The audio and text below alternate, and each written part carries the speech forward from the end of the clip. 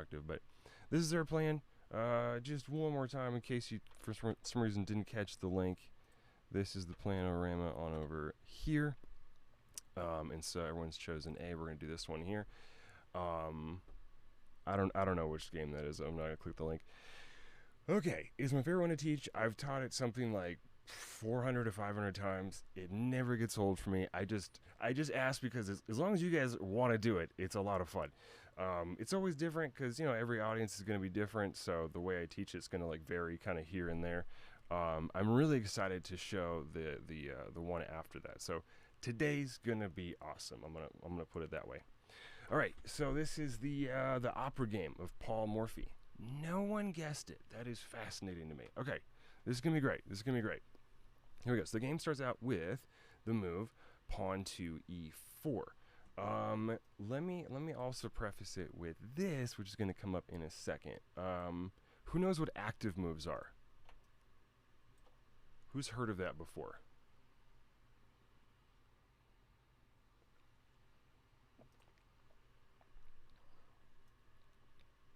I ask a lot of questions. Every coach has their own teaching style.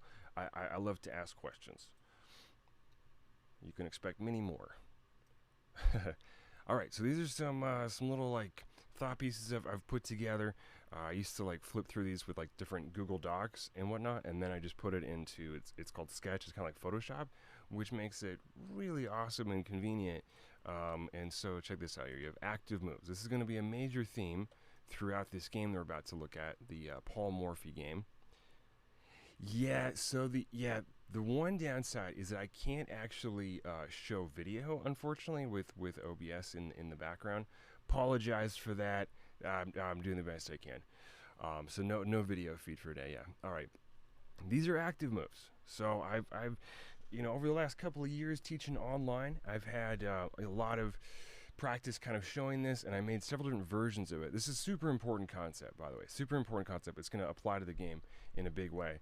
I actually used to have, I think, 3 or 4 different versions, and then I said, you know what, let me just have a beginner version, and then I'll make an advanced version. So active moves, you have checks, captures, and threats. If you've never heard of active moves, don't panic. Don't worry about the second version of this, but that's your basic boiler template.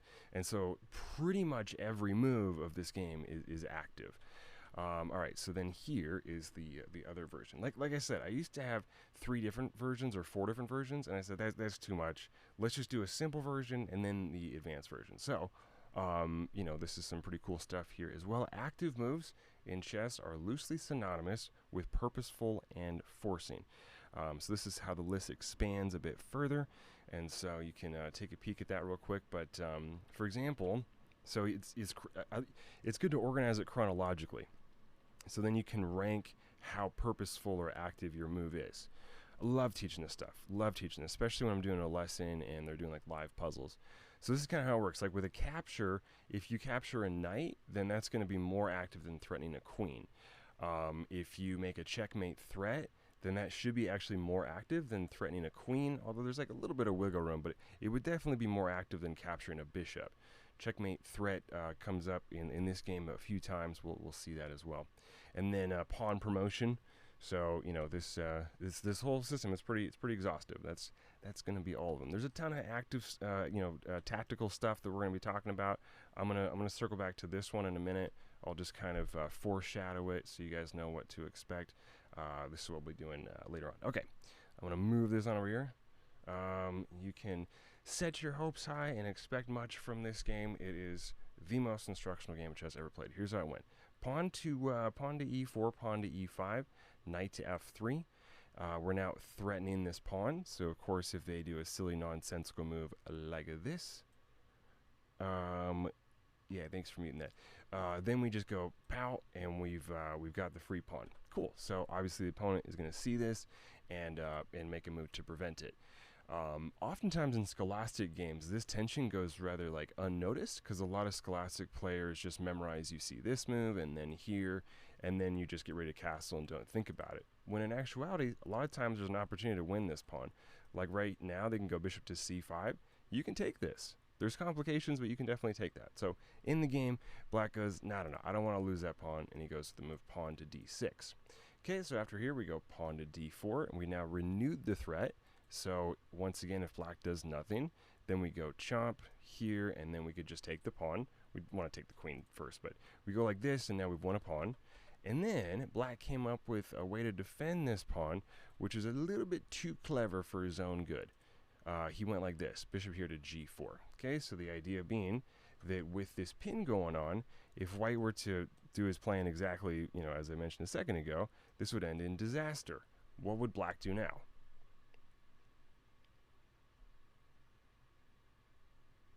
Great turnout today, 18 people, that's awesome to see. Queen to d1, you got it. Yep, queen takes d1. Bishop takes d1 would be the second best move, but hey, checkmate's the best you can do. So checkmate in 1, yeah, this game would be over. So Paul Morphy thought, and he goes, what should I do? And then he takes on e5 anyway. He goes chomp like this. And then his opponent goes, well, okay, now wait a second. I'm playing against the best in the world at the time. I think it was like 1800s or 1900s or something. His name was Paul Morphy. And he goes, all right, clearly Paul Morphy sees what I'm up to. What is he up to? And then he realized what that was, and he changed his plan, and he went here. Here's what he noticed. That if he stuck with his plan and had just taken back like this, Paul Morphy was not going to take this e5 pawn, but instead go queen takes d8 first, king comes over, and then now when we take, there's nothing to take here on d1. And so the game continued. After right here, should we take back with the pawn or the queen?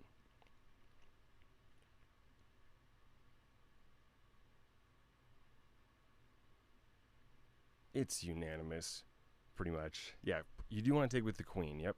So you take with the queen right here. This is not a bad spot for the queen right now, actually, especially given that the knight, which usually likes to occupy that square, is off the board already. So yeah, the queen's right here, and the other thing is you wouldn't want to take with the pawn here, because then you, yep, exactly, yep. You take with the pawn, and then now your pawn shield is broken, and you also have like doubled pawns, which gets into some more advanced strategy, but it's not that hard to understand if you think about it. Like the pawns are going to be worse like this, so you'd rather keep them intact, like so. All right, so after right here, they take back, and then now should we do bishop to c4 or bishop b5?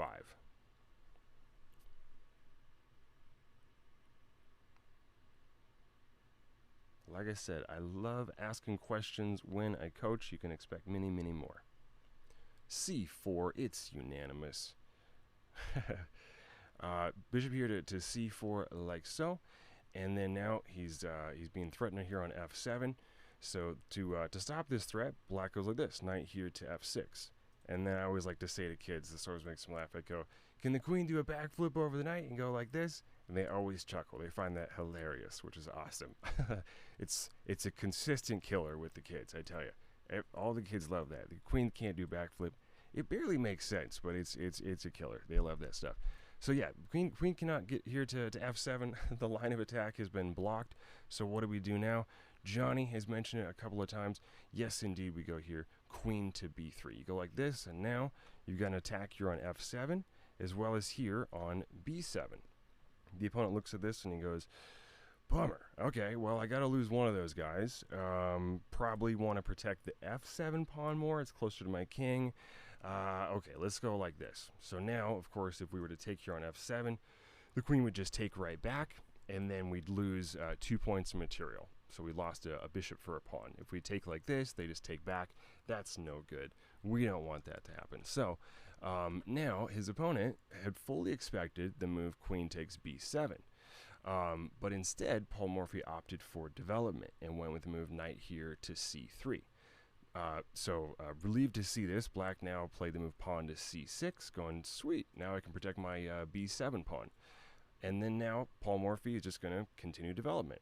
What do you think would be a good developing move here?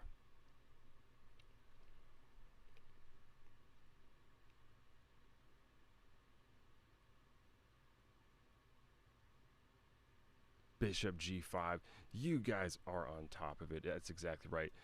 We go like this here. One of the few moves in this whole game which is not actually active. it's applying some pressure right here, but it's not really a threat. You know, it's not like we're attacking the queen and the queen has to run away. But most of this 17 move game is just a long series of active moves, which makes it especially instructional. Well, here black went, all right, let's think here. What can I do? My king's not castled. I'd love to, you know, get this guy over here, and maybe I'll play something like, I don't know, maybe here and bring this guy in this way, castle my king, maybe go like this. But you know what? Before I do all that, I really don't like how this bishop here is so active. I know. I'm going to go here. Pawn to b5, expecting Paul Morphy to just retreat his bishop. But Paul Morphy didn't do that. He had another idea in mind. Kapow! He goes like this, and after pawn takes back, bishop takes check, and knight blocks. Wait a second. Hold on. Has Paul Morphy lost his marbles? Why would he do that? He gave up a knight, which is 3 points, for a pawn worth 2 points. What's the deal? Why'd he do that?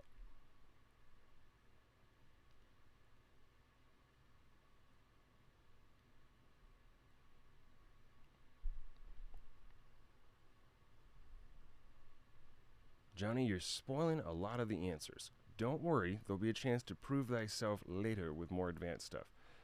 Give other people a chance who haven't seen the game before.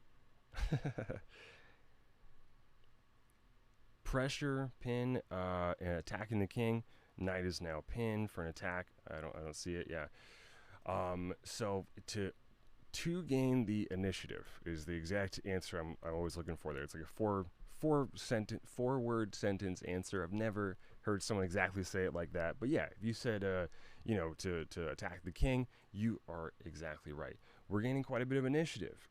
Garry Kasparov said that if you have the initiative for 10 moves in a row, that you're winning. And that's kind of what happens in this game right here. So initiative is when you're developing and then they're just kind of on the defensive. So you're, you know, able to activate your guys and they're just responding basically. So now we're going to go ahead and castle. Which way should we go? Well, of course, queenside, multi-purpose move. Something I hear a lot of advanced players mention a lot, multi-purpose move. So if you castle this way, cool, your king's safe and you connect the rooks. But why not castle and bring a rook towards the center? So that's what he did. He goes like this, and then now we have some pressure building up here on d7. But wait a second, isn't this knight defended 1, 2, 3 times? It is kind of sort of somewhat, but none of those can actually capture back. So let's say, for example, black does a dummy move like this, pawn to h5. Well, now we could just take right here. They can't take with the king, because then they'd be in check. They can't take with the queen, because then we just win the queen. What about the knight? By the way, if a question seems like too easy for you, then just don't answer. Like, let someone else do it. Like, I guess I shouldn't discourage people, you know, eagerly giving answers, but it's just, there's the rest of the lesson that I have planned is like pretty advanced stuff. I'm really excited about it. So give like the beginners and new people like a chance, you know? Yeah, we win the queen again. We go like this. We take like this. We've now won the queen. And so that's bad news bears for black. So here, black goes, all right, well, how about I just defend it? Yeah, I'm going to just bring my rook over. Rook here to d8. Okay, so now he is, you know, holding down the fort, or at least it seems, here on d7. And then he intended to go g6, and then this, and then get castled soon. And Paul Morphy had another idea in mind. What do you think would be a good move here for white? Again, like, basically, if you know the answer, don't bother. Like, let someone else do it. For this game, at least. This game is, you know, it showed so much across the board that, you know, that's what I want. Queen takes f7, brilliant. Yes, definitely that move. So rook takes d7 is exactly right. Yeah, you go right here, and then now they take back with the rook. Wait a second. I said he lost his marbles before. Now surely he's lost his marbles. He just gave up another 2 points. That was a rook worth 5 points for a knight worth 3. Now he's down 3 points. What is he thinking? What's he up to? Well, this is what he's up to. He wants to bring this rook on over here to d1. And now he's got the initiative going further. And then we look at the board and we go, wait a second. We have 1, 2, 3, 4. All 4 of our remaining pieces, you know, developed and in the game working together. and even our king is safe. We're done developing.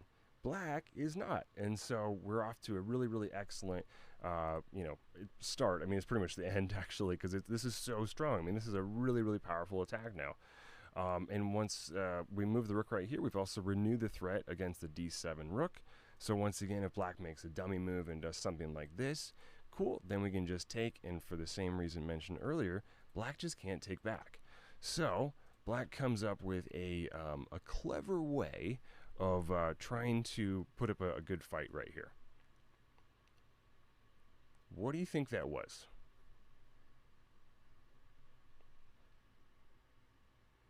This is meant to be a bit of a curveball question.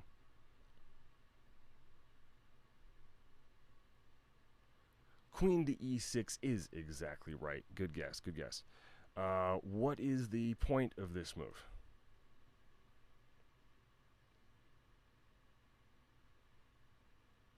Unpin, exactly. It unpins the knight. So now the knight can capture right back.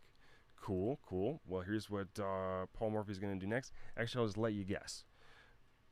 Take about 60 seconds. See if you can find the beautiful little finish right here that white does. 60 seconds.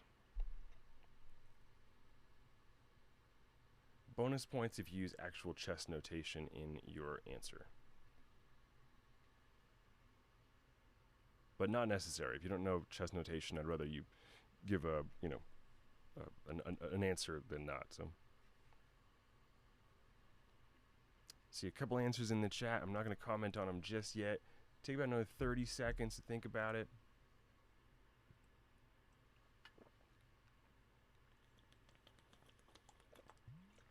Whew, thirsty.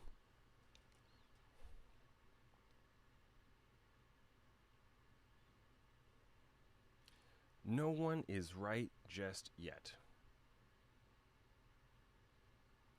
All answers given thus far are incorrect. Aha! Andrew hath done it. Yes. All right. This is the answer. You go like this. Now let's start with one of the other answers given. So what do we? Nah, I'm not gonna do it. Here's the answer. Bishop takes d7. You go like this. Okay, and then now black follows through with his plan to use the knight to capture back here on d7, and then now we go like this. Kapow! Queen b8, giving up a further 9 points because after the knight goes like this, now we go like this, and it's checkmate. Game over. What do you guys think? Did this live up to the hype that I gave it of being the most instructional, awesome game ever? Pretty cool, right? Yep. Woot woot. All right. So that's how he won this game right here. So again, the key theme in that one there was the concept of active moves. There was several points at which white was doing that. So checks, captures, and threats. So if nothing else sticks with you for today, let it at least be this, because this is it's a really, really big pillar of people's chess understanding, and it's a good one. It's a good one to know. It's a good part of the foundational stuff. Okay, so that's going to do it for the first part of this.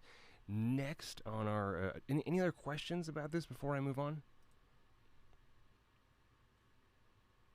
When I review the recording later, I generally find there's a big drop-off after I switch from the first thing. So I want to make sure if you had a question before I move on, you have a chance to ask it.